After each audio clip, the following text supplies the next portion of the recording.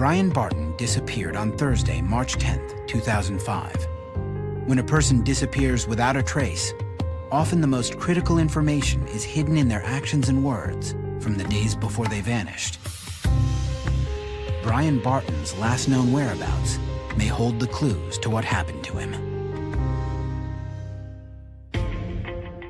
Brian Barton unexpectedly quits his band, and now he has disappeared. I thought he had set out to kill himself. And recent events only heighten the mystery. She came to him and asked him to join the battle of good and evil. With each passing day, suspicion builds. Someone in that band knows what happened, and they don't want to share it. Did Brian Barton disappear to start a new life? Or was he the victim of foul play? We don't know what happened. We just know we have our son missing, and it's just a tough life.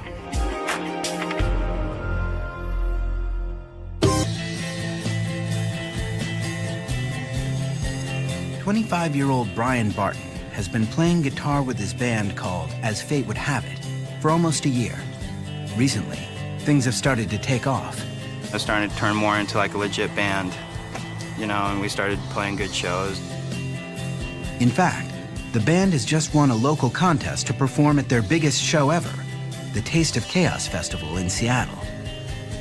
It's huge. I mean, talking like 6,000 people. Brian went out and bought like brand new gear, like new amps, new pedals. He was totally stoked on it. He probably blew about, $2 or $3 grand on just pumping up his gear for the specific show. Brian was very excited. You know, he almost didn't believe it.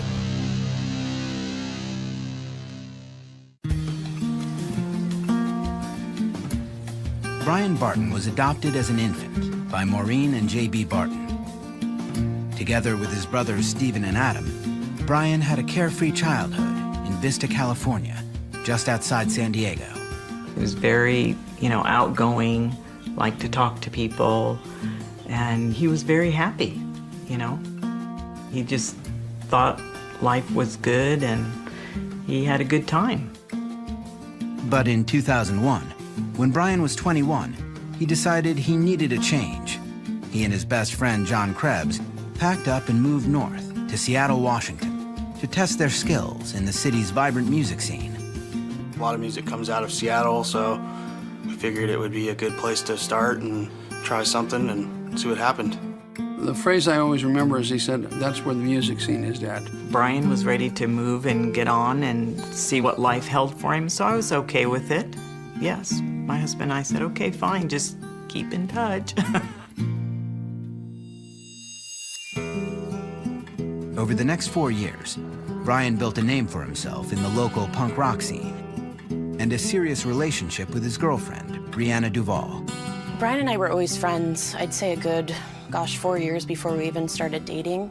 So we really didn't have a courtship before we started dating. We just really jumped into it, fell in love really fast, and it was exciting. The couple quickly decides to move in together.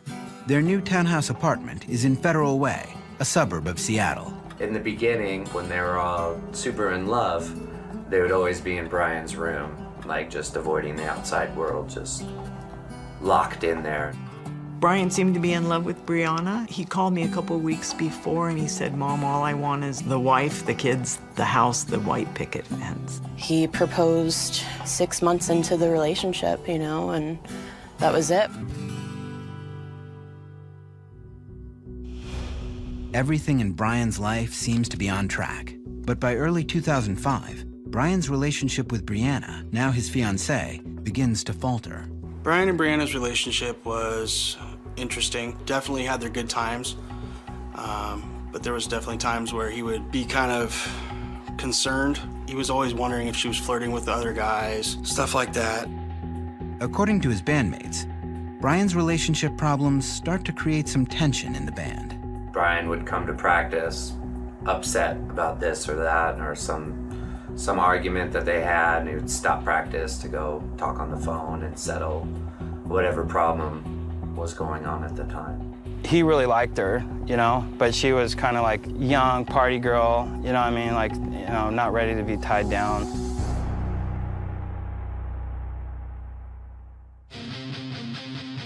In early March, just 1 week before Brian goes missing, his relationship with Brianna seems to reach its tipping point. Brian's band is playing a show at a bar in nearby Tacoma, and at one point in the night, Brian sees Brianna talking to another guy. We played the show, and there's like one of her like guys, you know, like this guy that she was friends with, you know, but probably a little too friendly for his comfort level. Brian immediately approaches Brianna and the friend. Came up to him and kind of got in his face, and I was kind of like trying to get in between too, like, because I was expecting Brian to throw a blow at him. Basically caught her trying to hang out with some other guy, so those two were just getting volatile. Over the next few days, the argument seems to affect Brian deeply. After that show, Brian started acting strange. I mean, it was like his personality changed. I mean, and I think his friends were even aware of that. He just kind of started moping around a little bit more. He just wasn't as happy as he was. It seemed like he needed a change. Brian seems to be struggling, trying to make a decision about his relationship with Brianna. The day after the show at the Shipwreck, he came to our house and he was talking to me and my roommates about how he wanted to break up with Brianna. He seemed pretty upset, and we just kind of tried to talk to him and just make him comfortable and happy. And that's really only what our concern was at that time.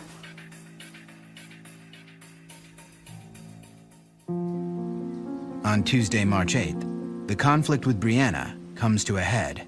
I was at work and he called me, and it sounded to me like he had had a long discussion with his friends, and he came to the conclusion that we just weren't right together. And we had just moved into that townhome, and I thought that we were on a different part of our relationship, and so it was pretty shocking. To Brian's bandmates, however, the decision seems like a wise one. I was relieved because Brian was relieved. That stress, that burden was off his shoulders, and you could tell that he was lighter because of it. And so I thought it was all said and done. But in reality, Brian is already questioning his decision about Brianna. He's like, yeah, I got rid of this girl, but like, ugh, I miss her, you know what I mean? The next evening, on March 9th, Brianna stays home, hoping to patch things up with Brian. I was beside myself. I was sitting drinking alone, hoping that he would show up and we can discuss it. When Brian gets home, he and Brianna have a long talk, and they decide to give it another try.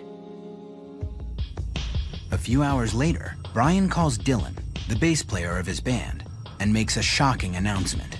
He called me and talked to me, you know, he said he wanted to quit the band, you know, and I was like, why? You know, he's trying to say, well, I just don't like the music, but then like the day before he was just saying it was the best band he was ever in. Dylan is angry that Brian quit the band, but Brianna is simply confused. According to her, the band was a positive part of Brian's life. It was bizarre to me because he had just bought all this equipment, and they were talking about going to California and going on some tour, and it was a really cool opportunity, you know. So it was confusing. To the band, however, it seems clear what has happened. You know, he chose her over the band. It was totally over, and then all of a sudden they were back, you know, totally teamed up and against the world. Later that night, Brian still appears agitated. And then, with Brianna next to him, he makes a strange phone call to his best friend, John Krebs. Brian puts the call on speakerphone so Brianna can hear. When Brian called us that day, he sounded very neurotic. He was not himself. It sounded like he was trying to get us to say something bad about her so she could hear it come out of our mouths, and he would have a reason not to be friends with us. Brianna is further confused by Brian's strange and erratic behavior. I mean, it was almost like a setup. It was really bizarre because he's loyal to his friends. He almost wanted me to hear that it's because of them that we broke up, or I don't know. It was bizarre. Just hours after quitting his band, Brian now tells his friends that he has come to another decision, that he essentially wants to break all ties with them. He didn't want to hang out with us or see us or, you know, have anything to do with us anymore. And the phone got passed around the room for a couple hours with everyone just trying to calm him down. His friends think that between the pressures of his band and his relationship, he might be on the verge of a breakdown. Like, everything is just adding up, and it's just like Brian holding the world, you know what I mean? It's just getting too heavy for him. By the end of the night, Brian seems emotionally drained. I think he felt alone. He was quiet. He stayed to himself. He slept on the couch and I slept upstairs. But Brian and Brianna have one last conversation before they go to sleep. I mean, he was crying and just beside himself, but it was something about, I don't think the world understands how much evil is out there, but how many good people still exist.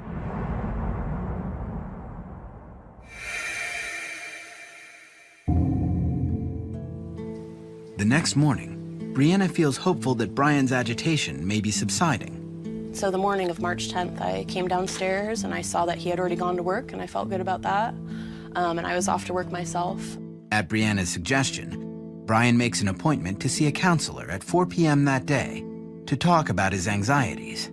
So I was at work and I called him. He was still at work and he expressed to me that he was nervous about this counseling appointment. And I said, you know, well, that's natural and I'm proud of you for, you know, making this move in your life. I think it's going to be really positive. He thanked me for always being there for him. And I said, of course, I love you, you know, and that was it. He didn't say goodbye. Brianna doesn't know it, but this is the last time she will speak to Brian Barton before he disappears. Coming up, Brianna remembers an ominous conversation she had with Brian just a week earlier about a guardian angel. But she came to him and asked him to join the battle of good and evil. And I asked him, how would that happen? And he said I would have to die. Barton's band, called As Fate Would Have It, was about to play the biggest show of their career. Brian should have been savoring the moment, but instead, he unexpectedly quits the band. Now, he's gone to see a counselor at his fiancée Brianna's urging. I think he struggled with more things than we're aware of, and he just didn't show that vulnerability to anybody. At 5 p.m., right as his appointment is scheduled to end, Brianna calls Brian to see how things went. But he does not pick up. I called, and his phone just went to voicemail. Immediately concerned, Brianna leaves work early and heads home. And I saw his truck was there, and I was like, oh good, he is home, you know. He is home. But when Brianna goes inside the apartment, Brian is nowhere to be found. And so I'm calling people, you know, I'm not highly concerned at this point until like an hour or two has passed. And that's when I was like, okay, well, his truck's out there. And I went and I opened up the truck, and that's where I saw his keys and his cell phone shut off. It was as if he was sitting in his truck and just sat it down. Growing increasingly distressed, Brianna searches the rest of the apartment for any other sign of Brian.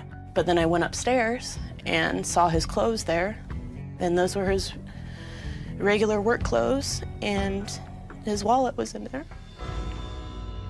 When Brianna checks Brian's wallet, she is shocked by what she finds. Over $800 in cash. This isn't normal for him. He doesn't leave his money behind. He doesn't leave his life behind like this. Something's going on.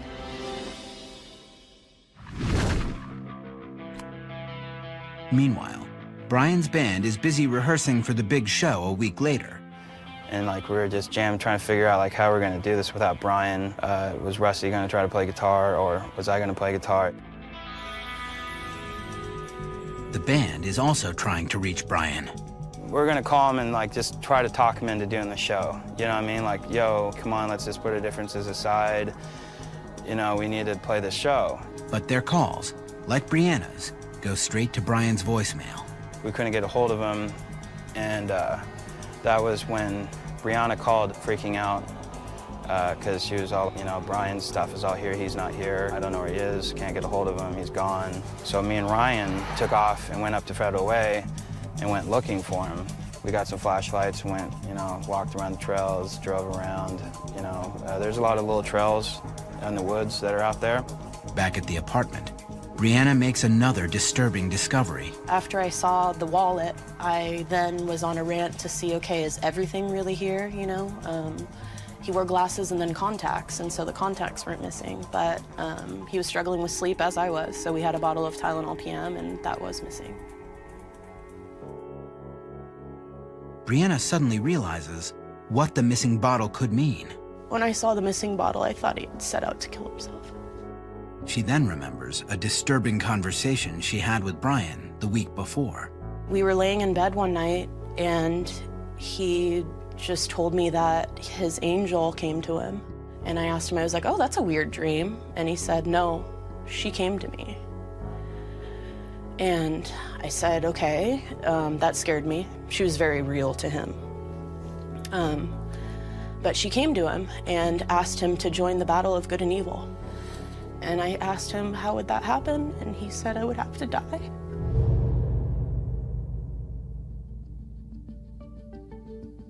Brianna has not spoken to Brian since before his 4 o'clock counseling appointment. And now she fears he may have taken his own life. She calls her mother in a panic. She didn't understand. I mean, it was confusing. She said, I think you need to call the police. And the police initially, they didn't want to file it as a missing persons, and that wasn't even what I was wanting. You know, it's like, I just need someone to be aware that something's going on. And while Brianna talks to the police, Dylan and Ryan continue to comb the woods. But they don't find Brian. So we did that for the whole night, and then we went back to their apartment and stayed there for a night.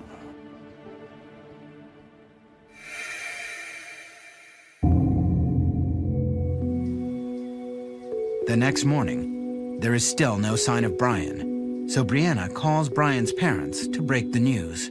Brian's father, JB, gets the message from Brianna on their answering machine. I didn't know what to do. I called my wife and told her, and I said, we need to go ahead and find out what's going on. JB also calls the Federal Way Police to follow up on Brianna's original report. And they essentially said, you know, he can go missing if he wants. He's allowed to do that.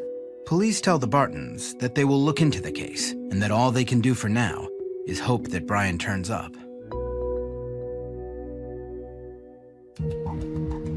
But back in Federal Way, Washington, Brian's friends are coming to their own conclusions. Rusty, the singer of the band, gets an unexpected call from Ryan, the other guitar player, who lived with Brian and Brianna. And he's like, well, I've been out here all night looking for him and can't find him. And he left all of his stuff here. I think he's dead. Rusty immediately questions Ryan's assumption. My first thought is like, why would you automatically assume he was dead? You could have just gotten angry and, you know, spent the night at a motel or just slept under a rock or something. Brianna, too, is hoping that Brian has simply walked away. She can even imagine what he might be thinking. It's like, okay, I'm just gonna get up and go. You know, maybe this life that I started to form here isn't what I wanted, and I'm just gonna create a new one. But as the weekend passes by with no word from Brian, it's harder and harder to believe there is a reasonable explanation for his disappearance. We did pretty much everything we could that weekend to try to find him. I realized something was wrong when Sunday rolled around and I still hadn't heard anything.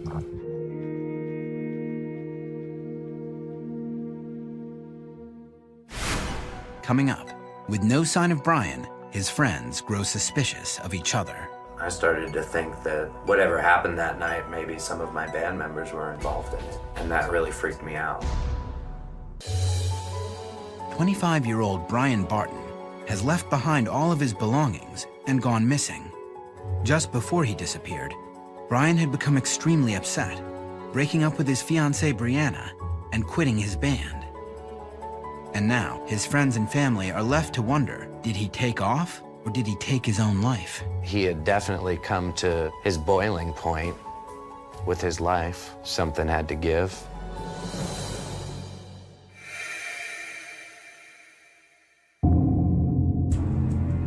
Brian has been missing for 4 days.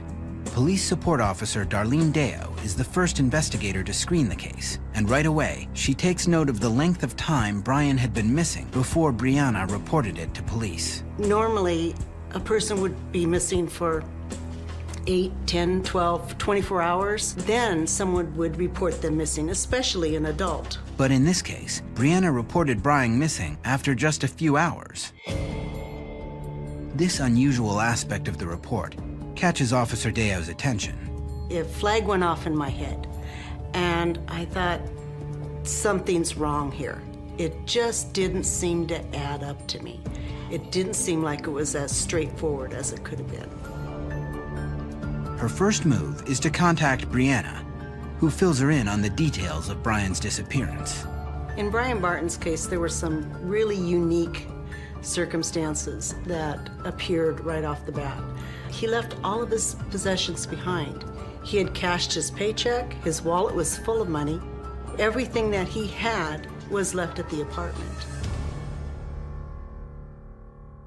Officer Deo also calls the counselor Brian saw the day he disappeared. And she said that when Brian came in, he was depressed, he was sad, he was upset. His relationship with his girlfriend was off and on. And he brought up to her that, you know, because he was adopted, maybe that's why he has trouble with relationships. But before Brian leaves the office, he apparently makes an ominous declaration to the counselor. Now I know what I have to do. That was the last thing he said to her. Now I know what I have to do. And he left. And who knows what that means? But as Officer Deo knows, it could simply mean walking away from his problems. According to friends, Brian often talked about leaving his life behind and becoming a drifter. He talked more and more about, you know, like taking off and getting rid of it, of all of his problems. His favorite saying was, you know, when time got hard, I'm just gonna go to Mexico and grow bananas, you know? And he was a resourceful guy and I wouldn't put it past him. I have to admit there was, in my mind, I thought, well, maybe he isn't, you know, missing forever. Maybe he has just wandered off.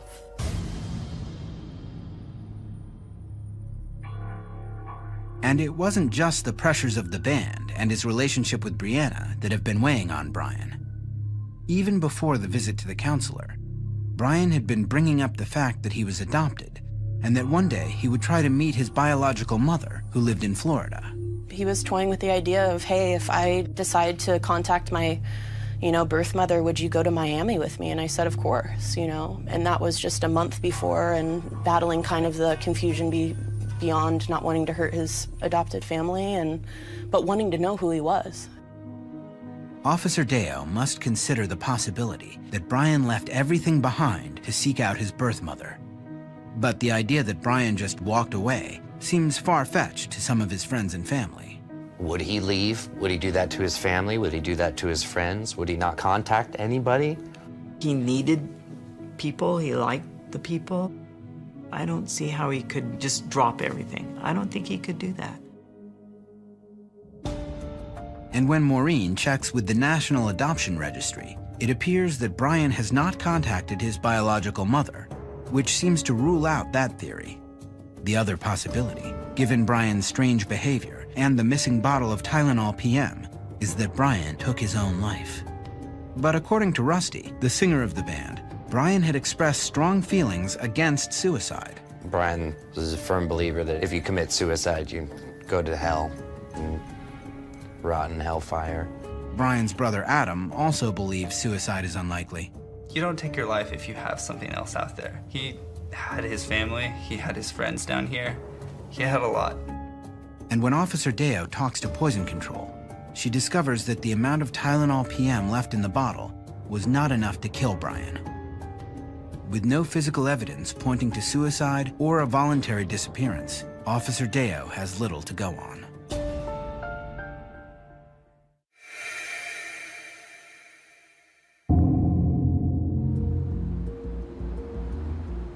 Brian Barton has now been missing for 10 days.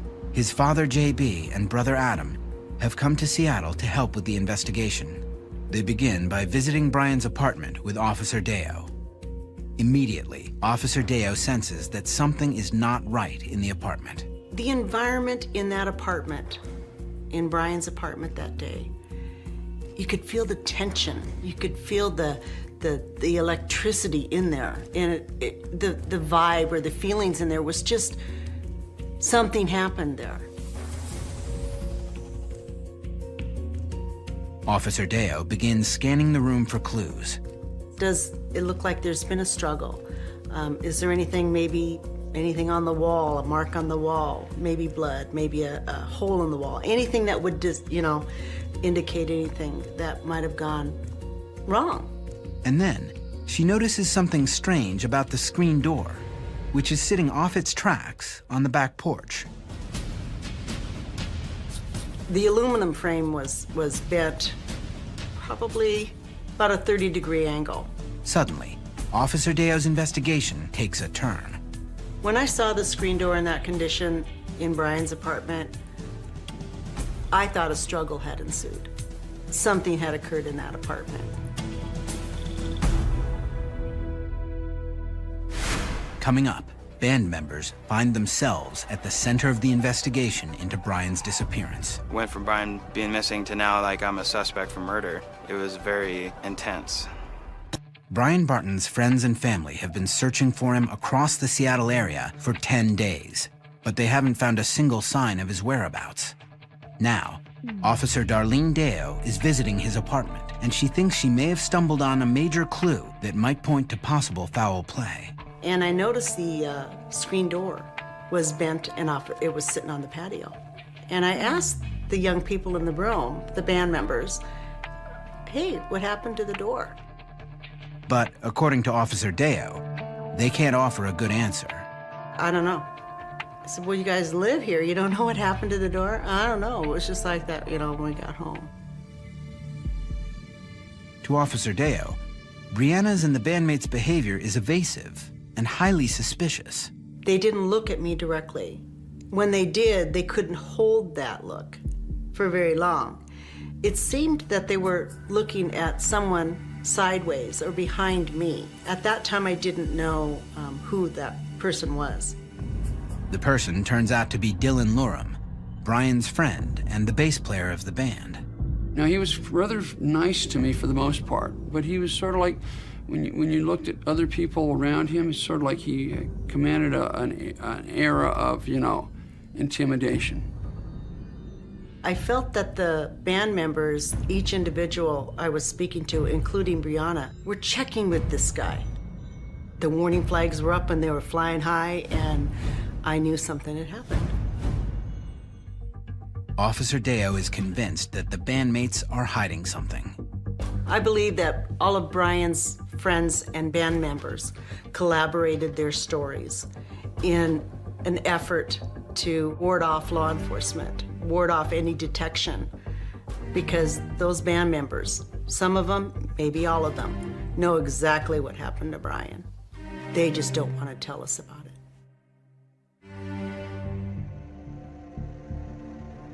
But at this point, the police still don't have much to go on.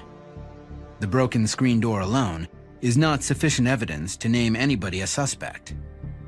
And Brian's family is beginning to lose hope that he is still alive. I think for a long time I thought he would just come home. But then as things went on, I'm like, that, you know, he wouldn't do this. Something has happened to him.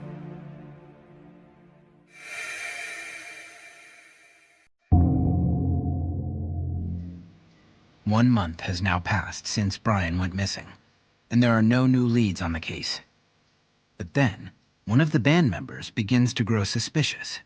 I started to think that whatever happened that night, maybe some of my band members were involved in it. And that really freaked me out. Rusty's suspicions force him to make a painful decision. And that's why I quit the band. According to Rusty, the other 3 band members become angry that he quit, which leads Dylan to post an ominous picture on a friend's MySpace page. A picture that he had taken to glorify himself or send a message or whatever. The picture is of Dylan, also known as Tank, holding a shotgun pointed directly at the camera. Dylan also makes a separate post that reads, "Rusty is ending my band. Ending him is my payback." I started being afraid of my safety once I got the picture of Tank with the shotgun and all the threats. And that's when I contacted the detective. Rusty takes the picture of Dylan to the Federal Way Police Department to show Officer Deo. I mean, you could tell this kid was scared. And I asked him why he would be scared. And he said, well, I left the band. And Dylan's mad. And I thought right away, Brian left the band. Was Dylan mad then? What happened? But according to Dylan, the picture was just a harmless prank. I mean, if I had really done something to Brian, would I just go and post up a picture like that the next day? It's absurd to me. Still, Dylan's MySpace post only increases Officer Deo's suspicions. Someone in that band knows what happened. and they don't want to share it. They don't want us to know. They don't want to suffer the consequences. But boy, Brian sure did, didn't he? But without any physical evidence, Officer Deo's hunches lead nowhere.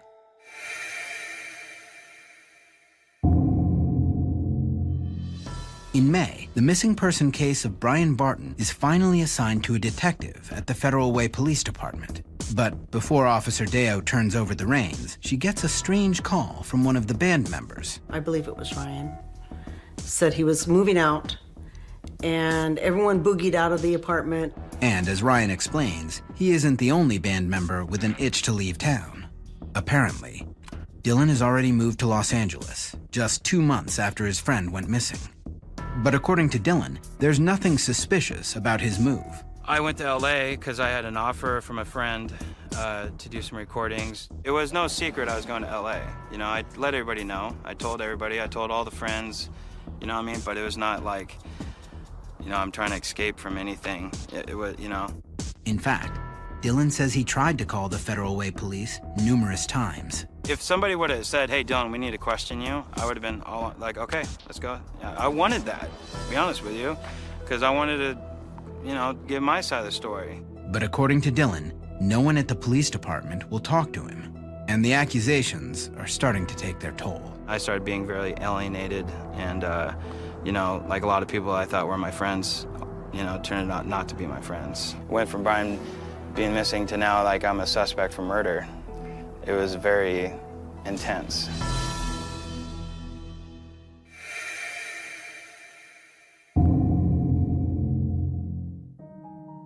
The detectives in charge of Brian's case are finally ready to ramp up the investigation, and they begin by bringing in potential suspects for questioning. In this case, we really didn't have a suspect. We had more persons of interest. Brianna and Ryan and Dylan, everyone seemed to point us in the direction of those three as knowing who or what may have happened to Brian. It was Dylan who had argued with Brian about quitting the band and posted threatening messages to Rusty. And even though Ryan and Brianna lived in the apartment with Brian, they were unable to tell Officer Deo how the screen door was damaged. The first active step that I took is I went out and contacted his girlfriend, Brianna Duval, and asked her if she'd come down the station and do an interview. Brianna is unprepared for the visit. Came to my house and knocked on the door, and I was kind of in my pajamas and get yourself together, you're going to the police station right now. It was 5 in the morning, they came and dragged me out of bed. Detective Laird takes Brianna into a room at the police department headquarters, recording her interview on a hidden camera. I told him what I told him, and I felt like it was okay, you know. But little did I know I was like one of the suspects, you know? I mean, and with no reason. Brianna tells police again about the events leading up to March 10th.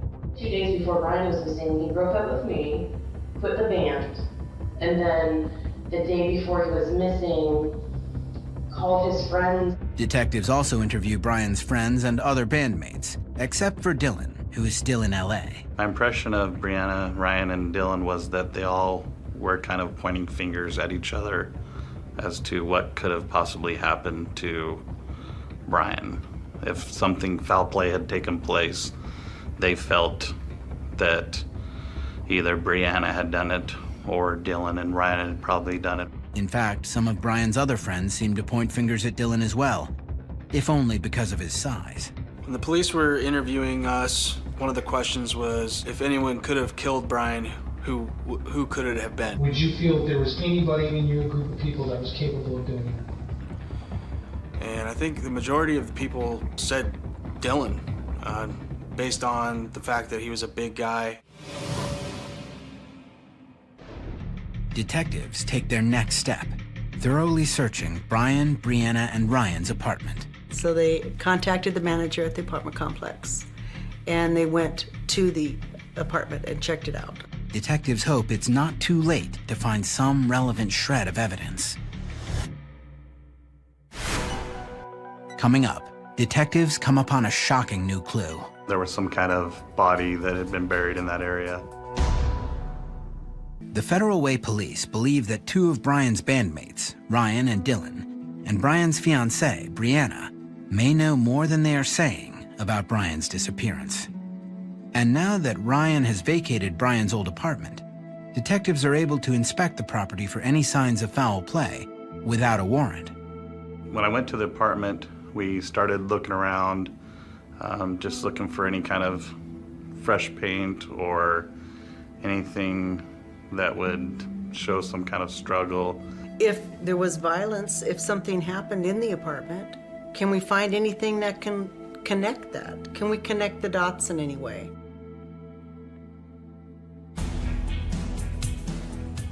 But the apartment isn't the only place detectives are looking for clues. With more and more suspicion focusing on Dylan and Ryan, police decide to search Dylan's grandmother's property. It's where the band used to practice and where Dylan and Ryan claim to have been on the night of Brian's disappearance. When I was at the apartment at the same time, Detective Wells and several other detectives were at Dylan's grandma's house just outside of Bellevue. Detectives bring cadaver dogs to the property, and they're looking for one thing: the body of Brian Barton. They had dogs, and they were going to search the property, and he would get back to me. I was like panicked. Dylan can hardly believe what's happening. I was guilty until proven innocent, you know? I mean, like, everybody had thought that I had done it. But then, a cadaver dog zeroes in on a patch of ground in the backyard. The cadaver dog had hit on a site that had been disturbed and recently dug up. And when a cadaver dog hones in on a specific spot, it usually means one thing. There was some kind of body that had been buried in that area. Meanwhile, back at the apartment on Southwest Campus Drive, Detective Laird makes another discovery: a large stain in the carpet. My initial thought on the stain is that it was possibly blood. Detective Laird and his partner conduct a quick field test. And the initial field test did come back positive for blood. But Detective Laird still needs the Washington State Crime Lab to verify the findings with a more extensive test. If these findings come back positive, they could be the linchpin of the investigation. I thought, you know, this was gonna be something that would tell us if there was some kind of foul play and give us some evidence to start understanding maybe what had happened to Brian. Detectives now wonder, did bandmates Dylan and Ryan possibly murder Brian Barton in the apartment and bury his body on the property of Dylan's grandmother in Bellevue? Or was there an altercation that resulted in an accidental death, which Dylan, Ryan, and Brianna are now covering up? For Brian's family, the answer could bring even greater despair. I mean, it's like your worst nightmare. You know, you kind of like try to think about it, and then you're like, okay, no, I'm just gonna wait till I hear from them. The news also increases the suspicions of Brian's friends.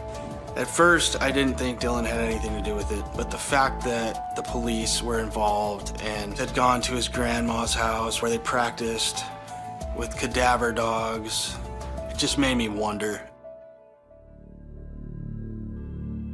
The Washington State Mobile Crime Lab tests the carpet, the pad, and the concrete floor of the living room in the apartment.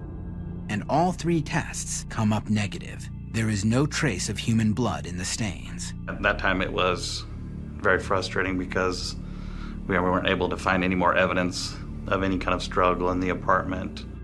Meanwhile, police find out that the patch of disturbed earth does contain a body, but not that of Brian Barton.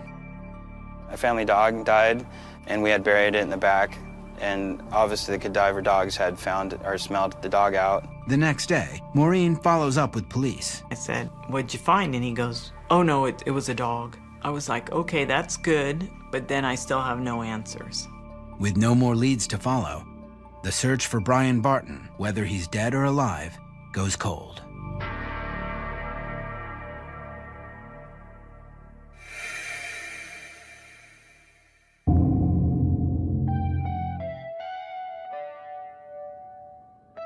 Two years go by, and still no one has heard from Brian. We don't know what happened. We just know we have our son missing, and it's just a tough life. I want to think that Brian just walked away. I want to think that he disappeared just to get away from everything, start over, jumping trains. He might be on the East Coast, Midwest, who knows. I want to think that. And then, in June of 2007, the Federal Way Police make a renewed attempt at finding the truth. They request voluntary polygraph tests from Dylan, Ryan, and Brianna. I was like, yeah, no worries, you know? Anytime they would have asked me to come in, I would have came in and talked to them. According to official police documents, all three pass the polygraph tests, and their names are cleared. At this time, Dylan Lorm's no longer a person of interest. Neither is Brianna Duval or Ryan Bruce.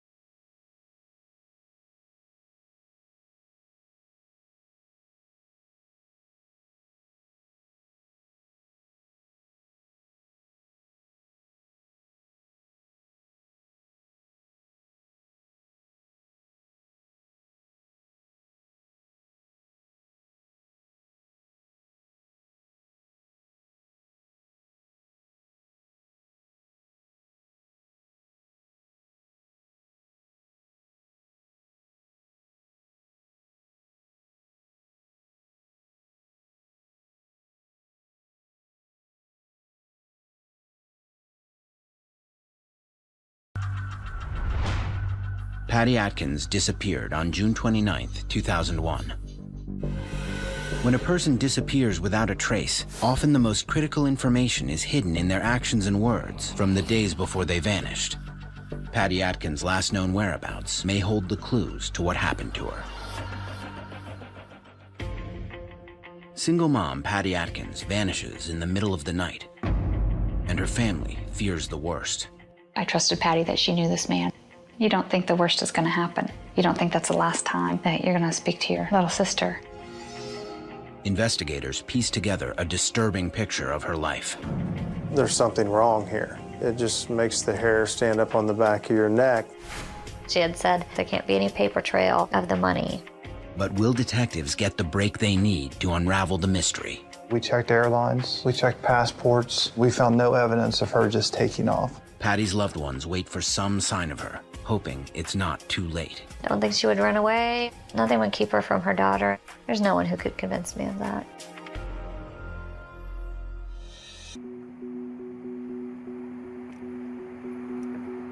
June 29th, 2001. It's the Friday before July 4th in Marysville, Ohio, about 35 miles north of Columbus. 29-year-old Patty Atkins is looking forward to the week-long vacation known as Shutdown at the Honda factory where she works as an assembly line team leader. They always shut down the week of 4th of July, and she was supposed to be going away on a trip with a coworker. Her sisters remember Patty describing plans to go to Canada with an employee Patty says she has been involved with for a couple of years. She told me, he really wants to take me up there. It's really pretty, and you know, it'll just be our chance to be away from everything. She was excited about her trip with her boyfriend.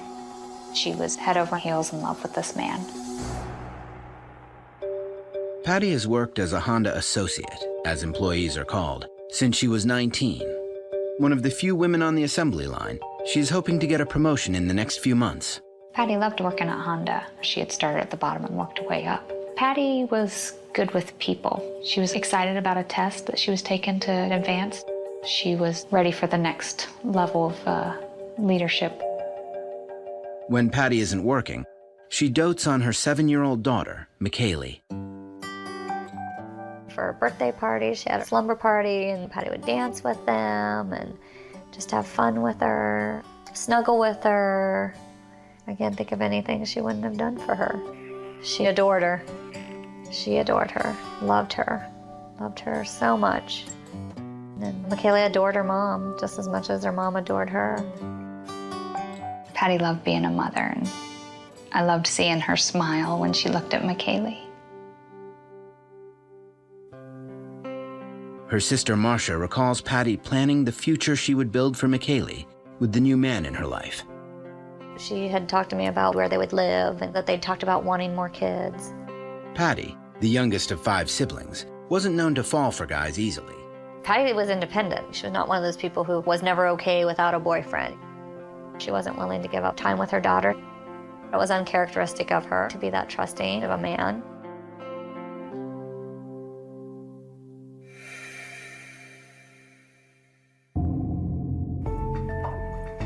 That Friday, June 29th, in preparation for her trip, Patty brings Michaela to stay with her ex-husband. She was supposed to leave Friday night right after work. I was to get my niece Wednesday, and then Patty would be coming to my house to pick up Michaela on Sunday, July 8th, around noon. Before heading to her 3:30 to midnight shift at Honda, Patty brings her pets to the vet to be boarded for the week. Since she and Marcia usually speak every day, Patty calls her sister one last time before her trip. She was supposed to be going to a remote part of Canada, not in phone service area, so she wouldn't be able to call. She left me a message and said, I'll try to stop on the road, but if I don't talk to you, I'll just see you on Sunday. Kiss, kiss, I love my sis. That's just a thing my sister and I always said to each other. Kiss, kiss, I love my sis. That's how we said goodbye to each other. It's the last shift before the week-long vacation. Patty has told her sister that she plans to drive straight from work to a cabin in Canada with her boyfriend in his pickup truck. When the shift ends, hundreds of Honda associates dash out of work, eager to begin their vacations. At 19 seconds past midnight, Patty Atkins clocks out of her shift and disappears.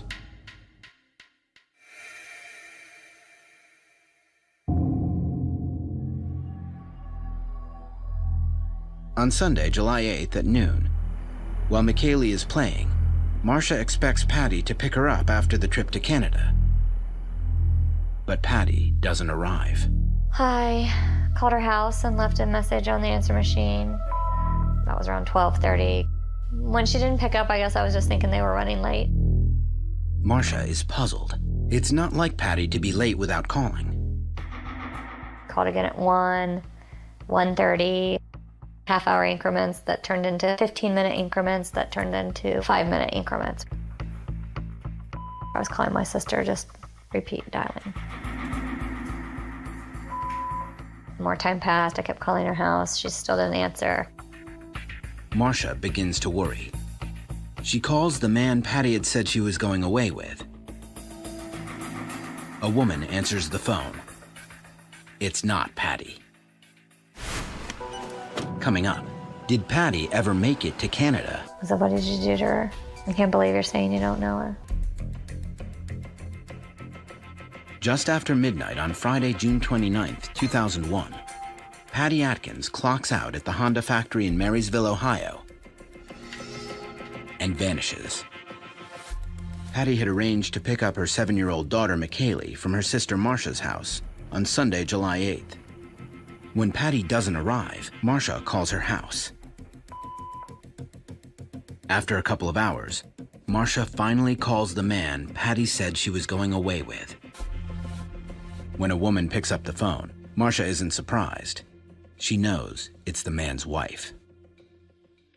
Patty had told me about someone who she was talking to at work, how much she liked, talking to him. He was so funny and things like that. And then spilled the beans that he was married.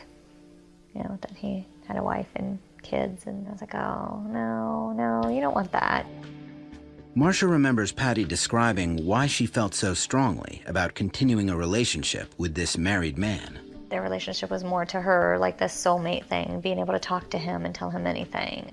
All she ever talked about is they would just have these long talks, and he'd make her laugh. I think she thought that they would actually be married. To me, she had plans of a future with him. From the information that he had given her, she didn't think she was breaking up a good thing. She thinks she just happened to come in on something that was bad. It was going to break up anyways. I don't think if they had a good marriage, Patty would have pursued it. Patty's sisters made it clear they didn't approve of her seeing a married man. I told her I thought she was being naive. People get played all the time. They always say they're going to leave their wives, and they don't, and you're just the mistress. But she felt like she had this incredible connection with him. Marcia and Janine began to realize that talking their strong-willed little sister out of this romance was a losing battle. I recall myself saying, well, if he's having an affair with you, what makes you think he's not going to do the same thing to you? And, oh, he loves me and he wouldn't do that to me. She had already made up her mind, and I just let it go, decided not to be judgmental. She just basically brushed me off as, you just don't know him. But she knew better that I should trust her judgment. Patty's vision of a future with her soulmate led her to give him more than just her heart, as her friends and family would soon learn. In July of 2000, 1 year before Patty disappears, she visited her sister Janine in Miami, Florida. Patty had just recently told Janine she was involved with this married coworker when she revealed more surprising news on their way to get him a gift at the Hard Rock Cafe. She wanted to get him a t-shirt from the Hard Rock. And then she started talking more about their future plans together, that he owned a business with his brother-in-law, and he was going to sell his share, and it wouldn't be in his name any longer. And that's when he was going to ask his wife for a divorce, and that way she would have no rights to his business. According to Janine, it was then that Patty shared how she was helping make a future with this man a reality. Patty told me that she had given him a lot of money. She had already given him maybe $20,000 so that he could pay off the business sooner, and that way they could be together sooner. Janine tried cautioning Patty, who had been building a nest egg for about 10 years. I questioned her about that. She's like, oh yeah, but he'll give me the money back after the divorce. Patty was always pretty good with her money, and it sounded like she had a plan. So I didn't push any further. Patty's family knew well that she could be as generous as she was strong-willed. It was shocking the amount of money she was helping him out with, but it was totally characteristic of Patty to help somebody out. To Patty, relationships were more important than any materialistic things. Once she decided she loved him, I think she's willing to do anything for him. When Marcia learned about the loan, she was less diplomatic about her concern. What do you mean you're loaning him money? How much money? Are you crazy? You've worked all this time to save all this money, and you worked so hard for it. For every red flag Marcia tried raising, she only heard Patty respond with faith in her happily ever after. I said to her, how's he going to pay all of that back? And she just said he has to start gradually paying it back. Kind of how she had lent it to him, not in one big lump sum. She had said he had to start paying that money back in July.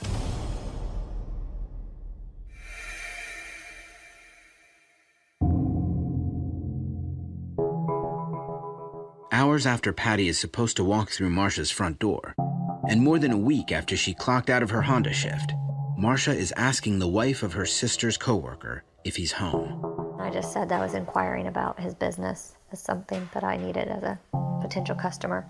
She said he'd be back later in the afternoon. I thought that was a good thing, because that just meant they weren't back yet. Marcia calls around to Patty's friends, but no one has heard from her. By 5 o'clock, Marcia is desperate to find Patty. She tries calling the man again. This time, he picks up. But Marcia is stunned by what she says she hears. I said, where's my sister? I said, what do you mean? I said, Patty, my sister, you guys went away. And he got quiet and got a little bit, I don't know how to describe, just different, like, Patty. Oh, you mean from Honda? And just kind of vague. And I said, yes. And he goes, well, I don't know what you're talking about. Just stuttering, stammering. I said, what did you do to her? Because she left with you. I know she was leaving with you. I can't believe you're saying you don't know her. And then I panicked. After hearing the man deny any relationship with Patty, Marcia is haunted by concerns she'd had all along about the trip to Canada.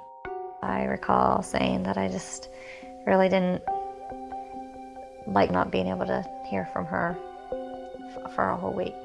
It just didn't sit well with me. Something didn't seem right about it. Marcia calls her sister Janine, who is visiting their mom in Indiana. She was really worried. I could hear the concern in her voice. She's like, Jeannie, Patty hasn't called.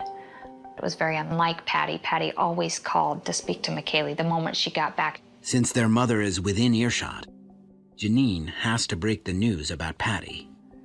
I told my mom that Patty hadn't been seen, that we think she was missing. Told Mom what I knew, that she was supposed to go away with her boyfriend to Canada, and she just... she knew immediately it wasn't right. And to see your mother learn that news firsthand,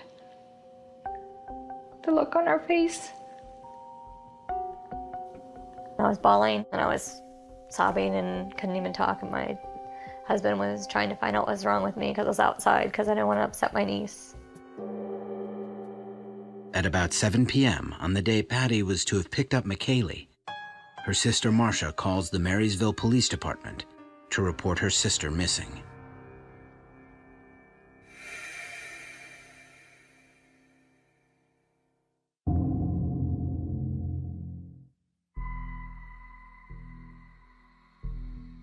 At 3 o'clock in the morning, sleepless with worry, Marcia calls the man again.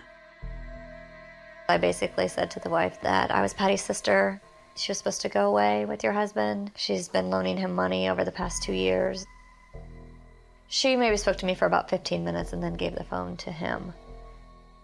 He was like, what makes you think that I knew your sister so well? And I just gave him details, things she had said about the trip, gifts she had bought him. I knew that he had a motorcycle, I knew all about his business, knew about his wife, knew about his kids, all these things. He would just ask questions, probing questions. In hindsight, I think they wanted to see how much I knew. In the moment, Marcia can't fully take in what's happening.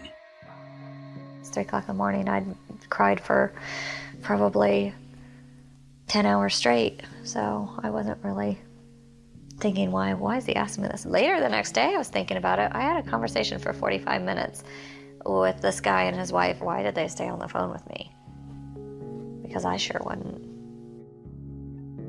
After hearing the man's denial of any relationship with Patty, Marcia clings to the hope that police will find some evidence linking him to her sister's disappearance. I don't think she would run away. Nothing would keep her from her daughter. There's no one who could convince me of that. Coming up, investigators close in on the crucial moment Patty may have disappeared. They thought that was different because Patty was always the last one to leave. July of 2001, Patty Atkins never arrives to pick up her young daughter, McKaylee. Patty is supposed to be returning from a week in Canada with a married coworker.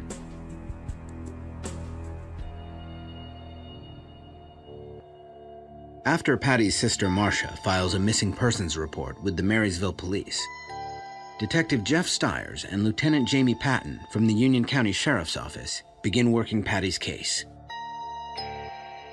When searching her house for clues, investigators find nothing that indicates what may have happened to Patty. Nothing was torn up to suggest any sort of foul play. The doors were locked. Car was in the garage. It appeared that in her closets, in her drawers, all her clothes was there. It told me that whether she walked away or it was foul play, I don't think it happened here. At this point, we had a missing persons report, and we didn't know what we had as far as if a crime had been committed. We took some financial records and Patty's computer for processing. Detective Stiers interviews Patty's colleagues at Honda, including the team members who worked with Patty the night she disappeared. That day, she had talked to everybody on her line, and made it very clear that she wanted the area cleaned up and everything done so she could leave at midnight.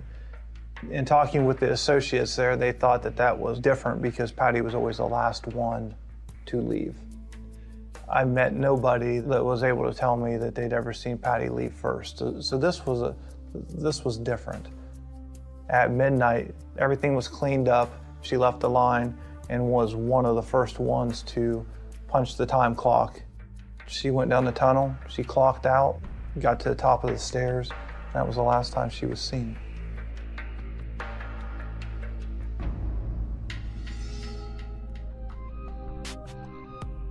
When Stiers questions associates, he learns Patty was sometimes seen talking with the married coworker.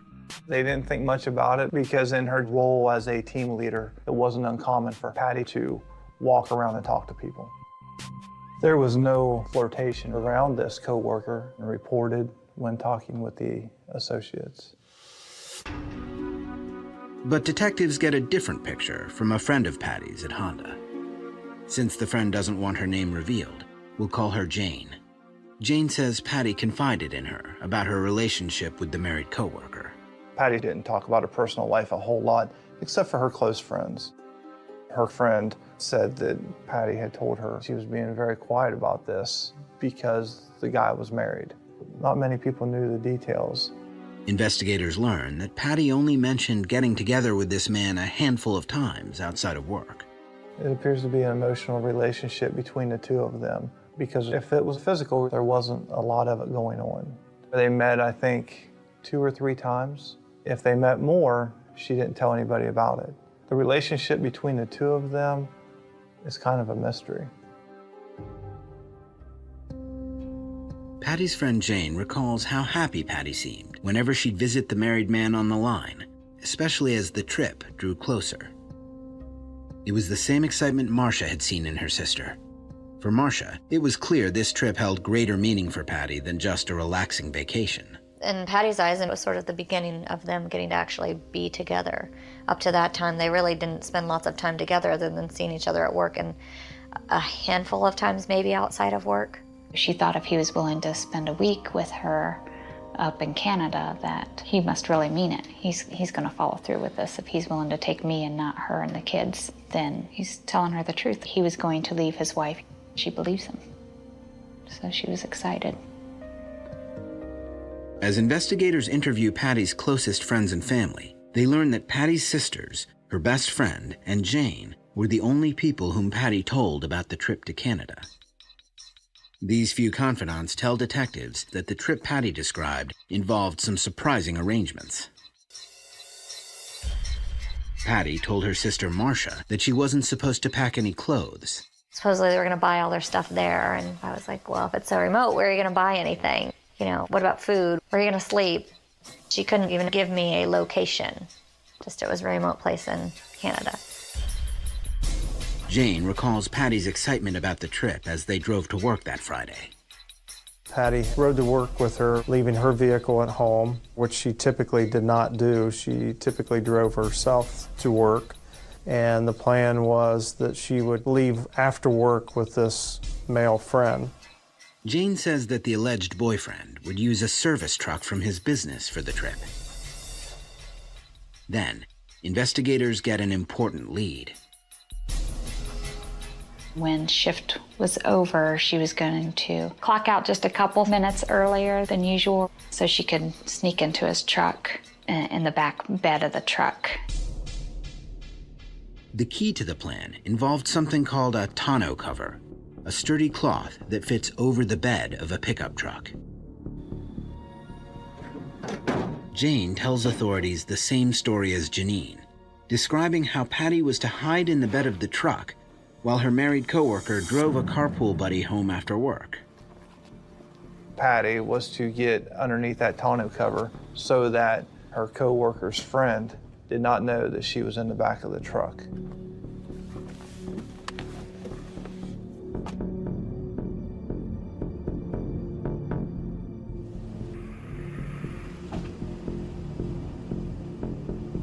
Once he dropped off his friend, she was to join him in the front end of the pickup truck, and they were going to go off to Canada. Jane believes that Patty considered hiding in the truck to be part of the excitement of their secret trip, trusting they'd be spending their lives together.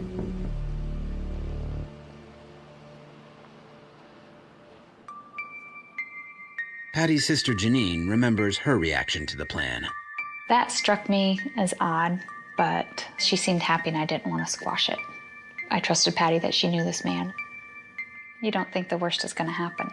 You don't think that's the last time that you're going to speak to your little sister. While the sheriff's team look into all possible leads, they now believe it's unlikely that Patty vanished on her own. We checked airlines, we checked passports, and we found no evidence of her just taking off. Out of all the people that we spoke to, no one mentioned her, wanting to leave.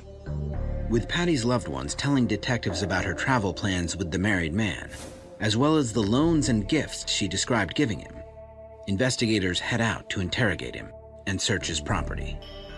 All friends of Patty's gave us the same information, not knowing that they had given us the same information.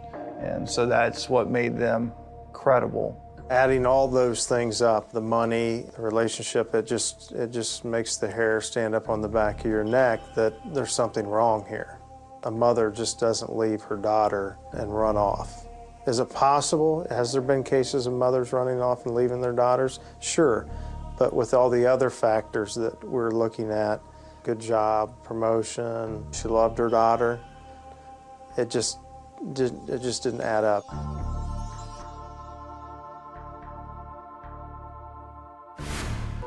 Coming up, police may be closing in on finding Patty. The dogs kind of went nuts over the concrete. That made me hopeful, sick but hopeful.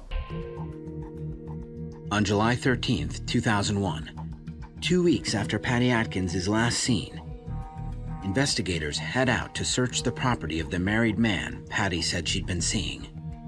Detective Jeff Stiers knows that investigators need to verify key information and evidence identified by Patty's friends and family. We knew about the trip to Canada, all the money, the items that she had purchased for this coworker, such as a Hard Rock Cafe t-shirt. What we were looking for when we went there was anything that would link the coworker to Patty.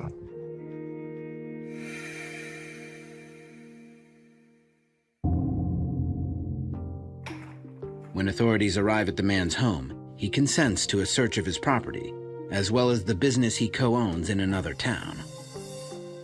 While Lieutenant Patton and other officers head to the business with the man, Detective Stiers stays at the house to search the property and interview his wife.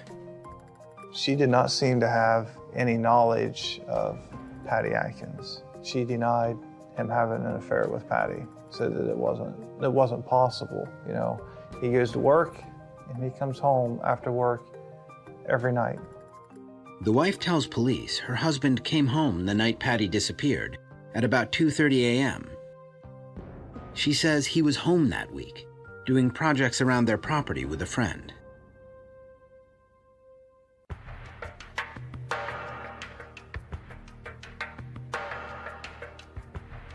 As police begin searching, the man's wife leads them to a potential clue.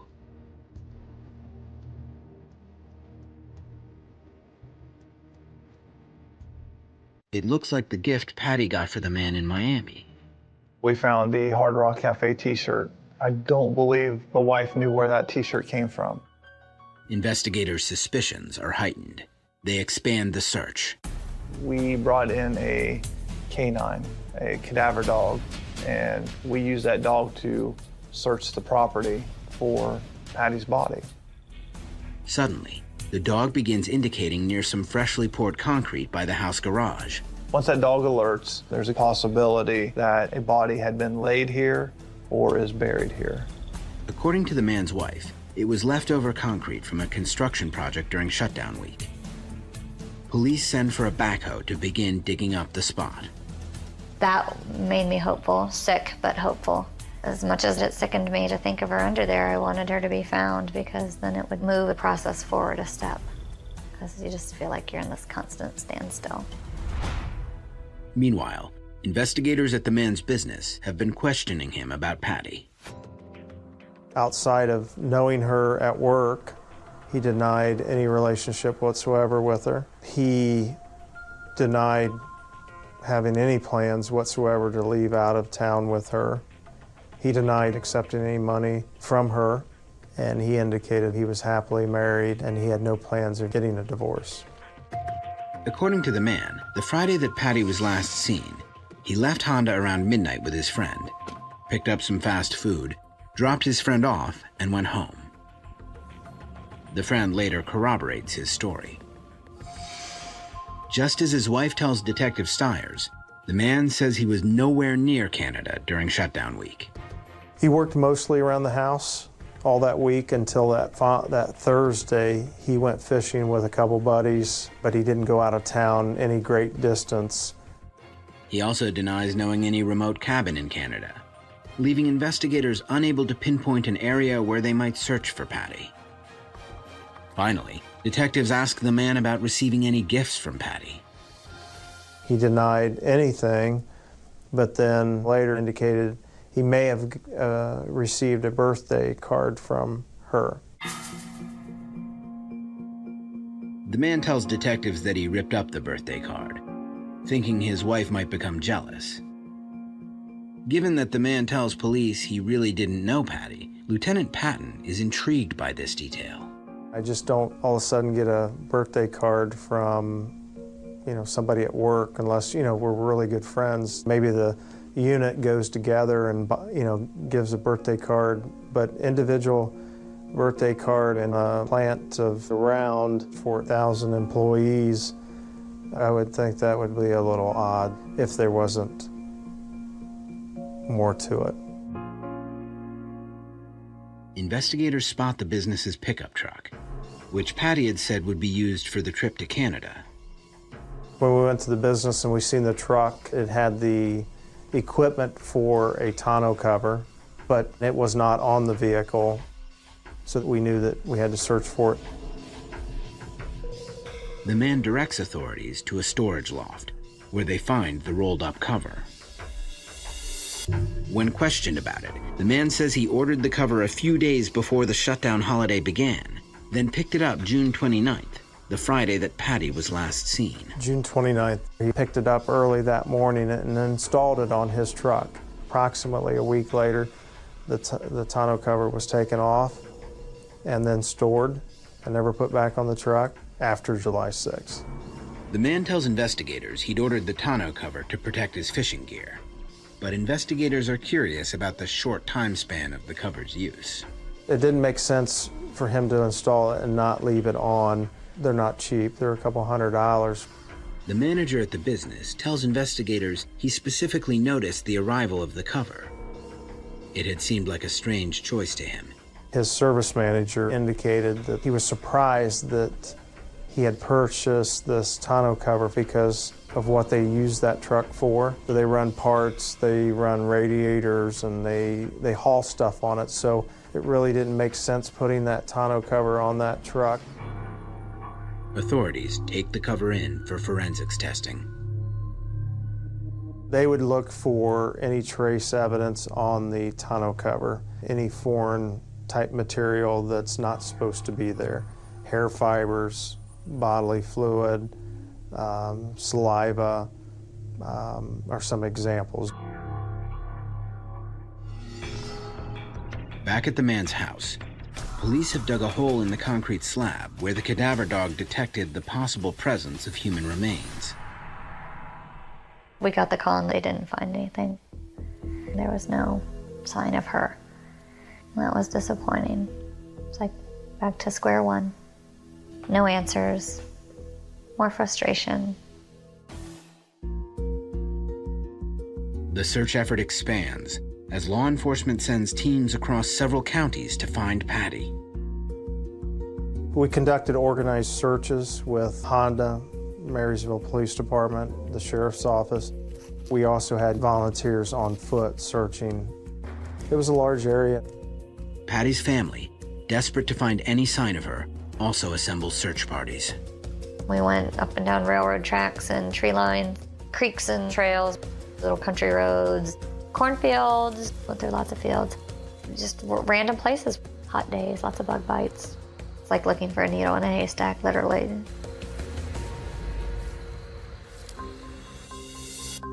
With no sign of Patty, and the man she called her soulmate denying any affair with her, forensic evidence may be the only way investigators can confirm whether Patty got into his truck that night.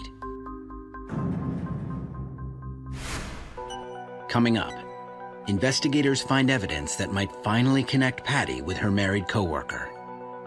It puts, in our mind, Patty in that truck, under that tonneau cover. Patty Atkins' family and loved ones believe the man she said she was having an affair with may be responsible for her disappearance. Investigators searching his business locate the truck covering under which Patty was supposed to have hidden for a secret trip to Canada. Now, as detectives wait for forensic lab results, they review Patty's financial records for some sign of the thousands of dollars in loans her friends and family say she'd been making to him. Investigators find significant withdrawals from her accounts. $30,000 taken out of her 401k, $25,000 on a second mortgage, cash advances out on her credit cards. She cashed in stock.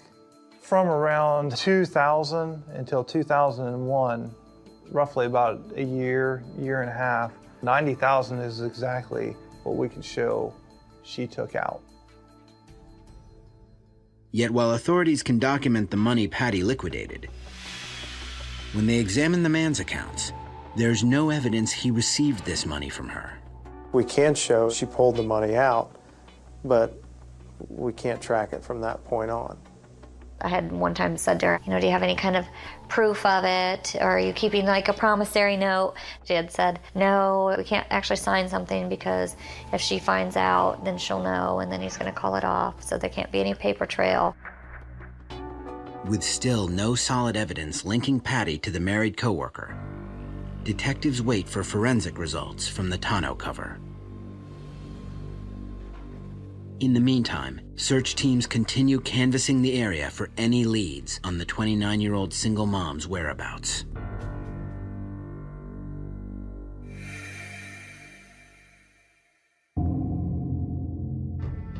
Patty Atkins has been missing for 5 weeks when the crime lab contacts investigators with a key lead.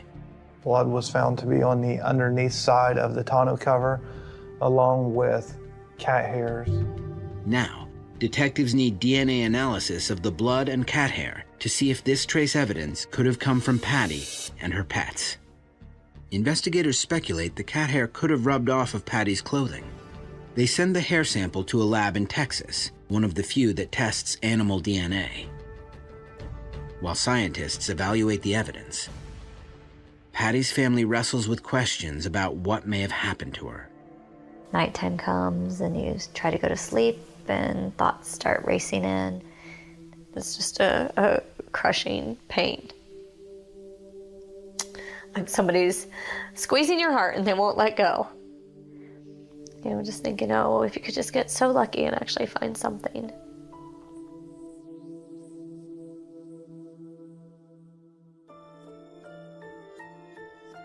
Finally, investigators get a break in the case.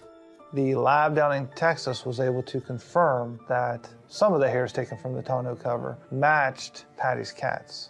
There's a short window of opportunity that tarp's even on the truck. And then it's rolled up and stored above his office area. So how do you explain Patty's cat hair on the bottom of that tonneau cover? It puts, in our mind, Patty in that truck, under that tonneau cover. For Patty's family, the news brings bittersweet consolation. My first reaction was that we had some hard evidence, besides just the hearsay that she had plans with him, that she had a relationship with him. Patty was in the back of that truck, and he definitely knows something that, he's not telling the police. Investigators and the Union County Prosecutor's Office consider Patty's married coworker to be their main person of interest in what they believe is a homicide case. Meanwhile, investigators have been working to determine whether the blood found on the tonneau cover could be Patty's. The crime lab tells detectives that the blood sample is tiny, just a speck. How it was described to me is if you would kill a mosquito, the amount of blood that you're going to get out of a mosquito is the amount of blood that was found on the tonneau cover. Unfortunately, forensics says this presents a problem. If that sample was tested, it would consume the entire sample. The crime lab advises Union County Prosecuting Attorney David Phillips that DNA testing on the blood sample might not give conclusive results. The technicians contacted law enforcement, contacted our office and said, wait. Hopefully the forensic technology will enable us to test it with a much higher degree of confidence. And so we've waited. Since forensics technology is constantly evolving, the prosecutor agrees to hold off on testing and wait for more advanced methods. We could present the case to grand jury, ask them to consider is there sufficient evidence, but you can only try someone once. And so if we found the evidence at a later date, if the evidence showed, yes, that was her blood, we'd never get another opportunity. Several months after Patty goes missing, Marcia has a candid conversation with Patty's daughter, McKaylee.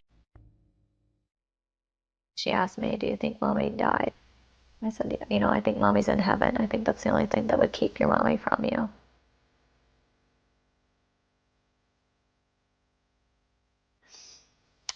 It's sad. It's sad to think she's lost her mom.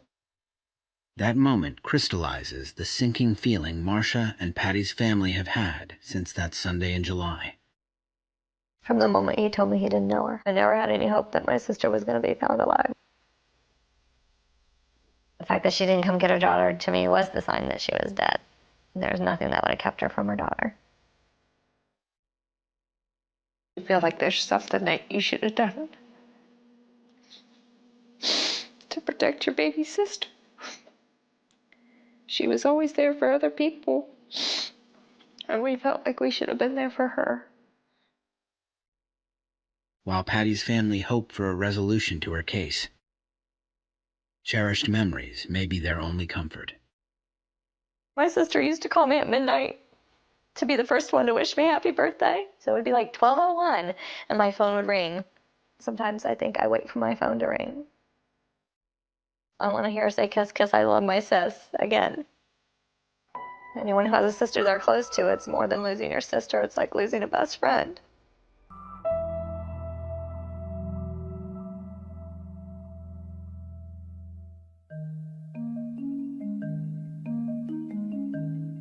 Now, years after the speck of blood is found on the tonneau cover, the wait may finally have paid off.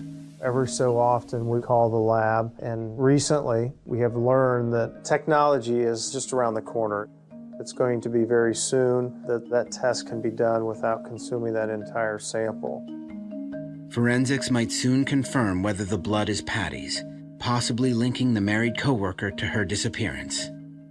Meanwhile, the sheriff's office still pursues every lead that comes in, hoping to bring some peace to Patty's family. Patty's daughter is now 16 years old. No doubt has many questions and wonders what happened to Mom. As an investigator, as a father, you know, I would love to give those answers to her. Watching McKaylee grow up over the years has been a joy. She's a really good heart, just like her mom, very loving. I know my sister would be so proud of her, and I tell her that all the time, how proud her mommy would be of her.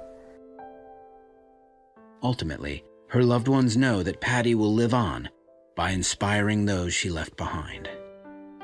She had the biggest heart of anyone I knew. I just try to have a heart like Patty did for my friends and my family. That was the best thing about Patty, was her heart.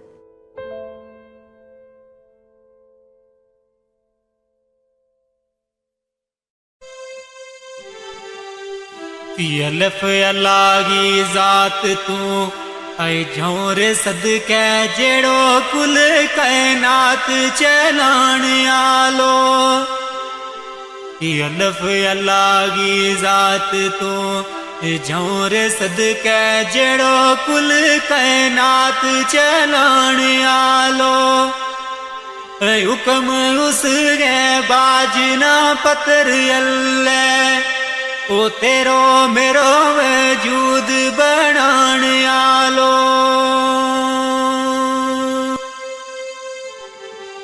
ते 18,000 मखलूक गो ऐ मालिक सुनो रब सुनो जमीन आसमान आलो अर्श फर्श लो कलम महफूज कुर्सी जिया जून ना रिज़्क खिलाने आलो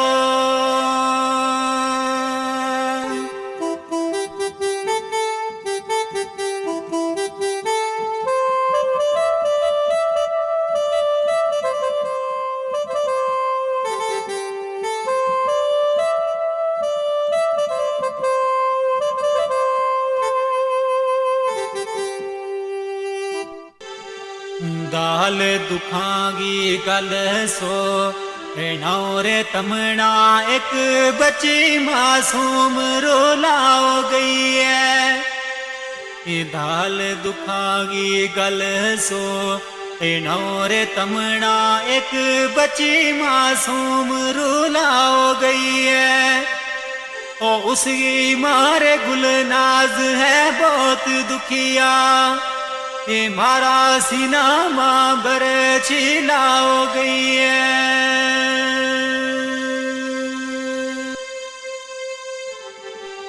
नाओ बच्ची गो अफसा में मूद सोनो रोग उमरा गो सुनी लाओ गई है ओ जिला पुणछ गिरा शिंदरा सोनो ऐ दुखिया दिलाना अफजारो लाओ गई है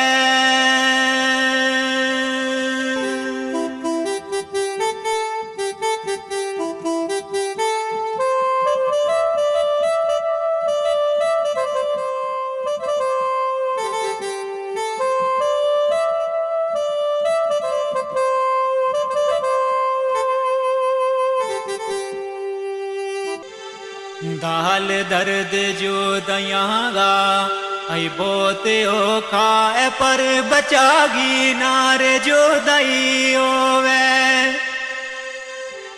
दाल दर्द जो दयांगा ऐ बोते ओ खाए पर बचागी नारे जो दई होवे ओ माना सबर करार फिर नहीं रहा तो दख्ते जिगर की जद जो दई होवे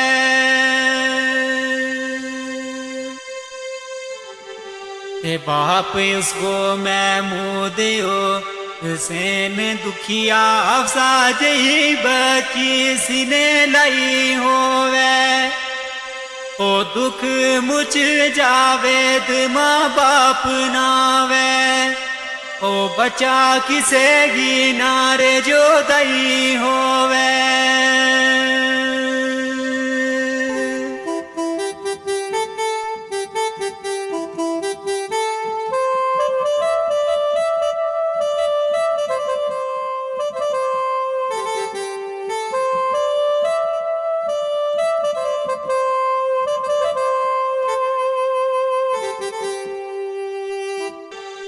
तेरे हो रब गा करम तमाम होया 17 अप्रैल ना खुशी भरपूर होई रे हो रब गा करम तमाम होया 17 अप्रैल ना खुशी भरपूर होई ओ अल्लाह पाक ने दिती एक बच्चियों सोनी ऐ गुनाह करांगी अर्ज मंजूर होई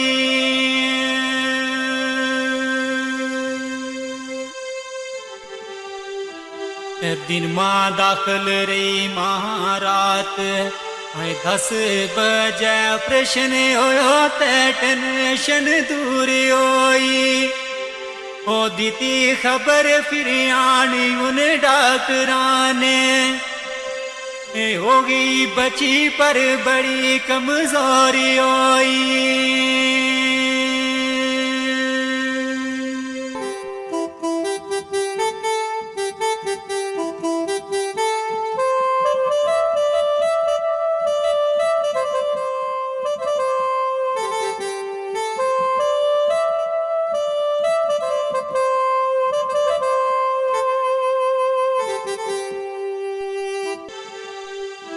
सलाह दीती वीर डॉक्टर है कमजोर बची ले गए बीच मशीन रखाओ दीती सलाह दीती डॉक्टर है कमजोर बची ले गए बीच मशीन रखाओ दीती 18-19 तक रखी पुणछ अंदर और पर इकी नर जोरी कराओ दीती आई रात 9 बजे मामू आई नानी दोए गड्डी तरफ जोरी चलाओ दीती ओ मासा देरी ना लाई ले चल गया ओ 12 बजे जोरी पहुंचाओ दीती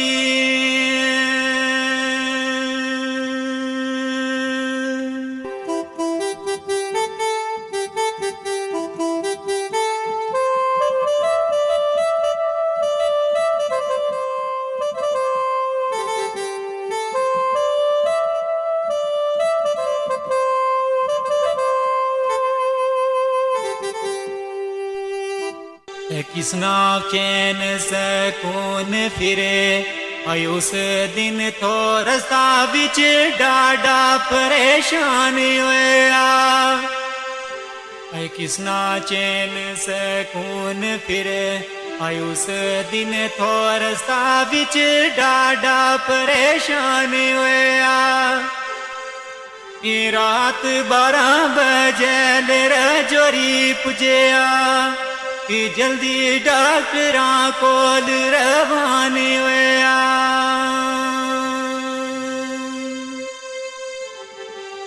आई डॉक्टर नब्ज तके मुतू ये बोल न सके असली राज तू बे वो हैरान होया ओ अमानत रब की है तम सबर करियो ए आपसा बची गारू वे रवानी होया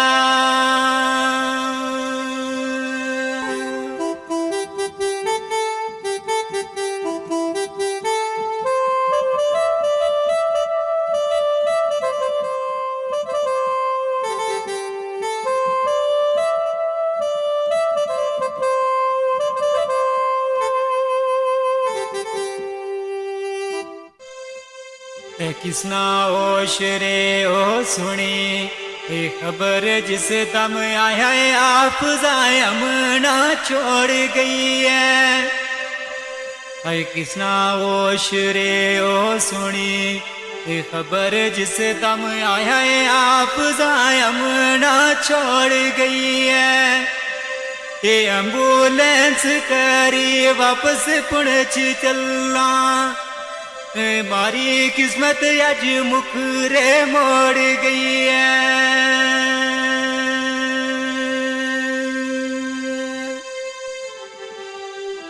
आई गुल नाज वाणी अरे ए मान बाकी मेरी खुशी ना किंगा तू रोड़ गई है दाखिल बीच अस्पताल थी पुणछ अंदर ये मांगुल नाज गो दिल क्यों तोड़ गई है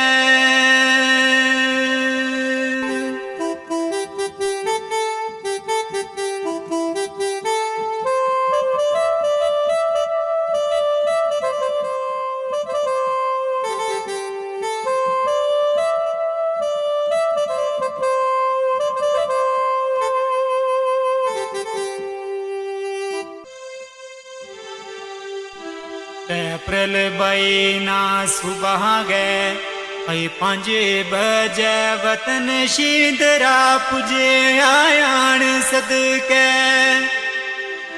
अप्रैल 22 ना सुबह गए 5 बजे वतन शींदरा पुजे आयान सदके माना 10 बजे एम्बुलेंस आने तेरा तकन गाया अफजायर मान सदके ते कितना दुख था महंगा है काल जामा जाने वाया रब रहमान सदके और वे बाप महमूद परवेज नानी नाले रोवे सजाद यमान सदके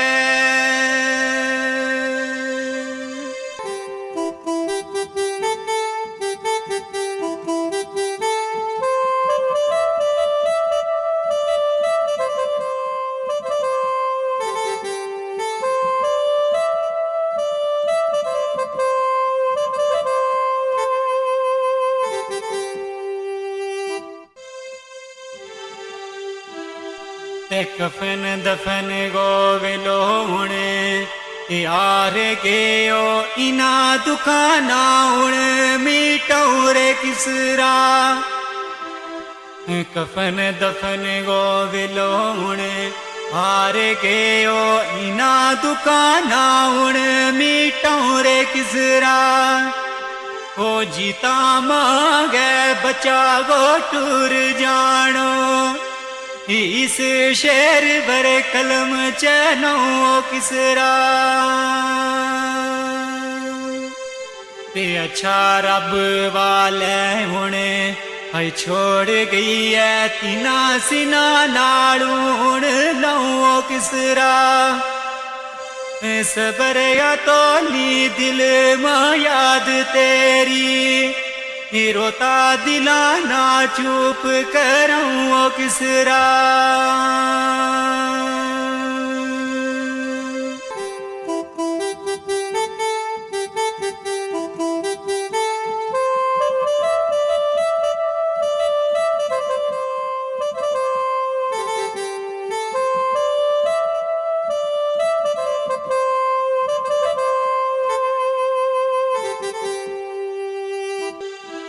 फिया मान इना दुखाने है मुकणो नी 4 बजे रे आपदा दफनाओ छोड़ी है फिया मान इना दुखाने है मुकणो नी 4 बजे रे आपदा दफनाओ छोड़ी वतन पुणछ गिरा शिंदरा अंदर ओ सोनी निकी जी कबर बनाओ छोड़ी